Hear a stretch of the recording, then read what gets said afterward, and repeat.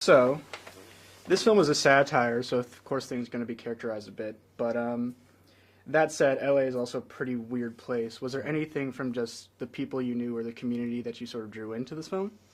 But I drew into, I mean, not really for my part. I mean, I guess it's fun. At the beginning, I was kind of thinking like, well, it's kind of similar to me. But then after I started doing it, it's really not. But it's definitely kind of archetypal sort of characters. I mean, Julianne's character, I feel like I've met a lot of actresses like that. Now, Bruce Wagner was also a limo driver. Were you spending a lot of time with him to sort of develop this role? I mean, not a lot. I mean, it's just kind of, it was a strange part because I mean, he's kind of he's like a cipher for him, so he was quite blank on the page, and I kind of knew that a lot.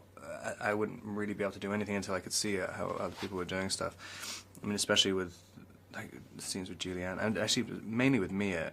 It just was so difficult to read how she was going to do it, and how she was going to feel before being on set. And then as soon as I did one scene with her, I was like, oh. It's always fun. It's kind of scary, like going into a job and you're like, I have no idea what I'm going to do until even vaguely. But yeah, it's kind of exciting at the same time. And you've worked with Cronenberg before, but this time it's much more of a sort of dark humor going on here. Did you enjoy that more? What do you find appealing about his sort of funnier side?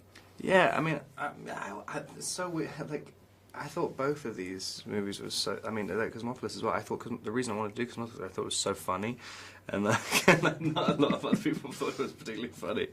But I don't know. I think I have quite a similar sense of humor to him in a weird sort of way. Yeah, this is definitely more accessible. I mean, I think just because they're recognizable characters. I mean, everyone in Cosmopolis they weren't even speaking in normal English. I mean, it's like this kind of weird Shakespearean thing.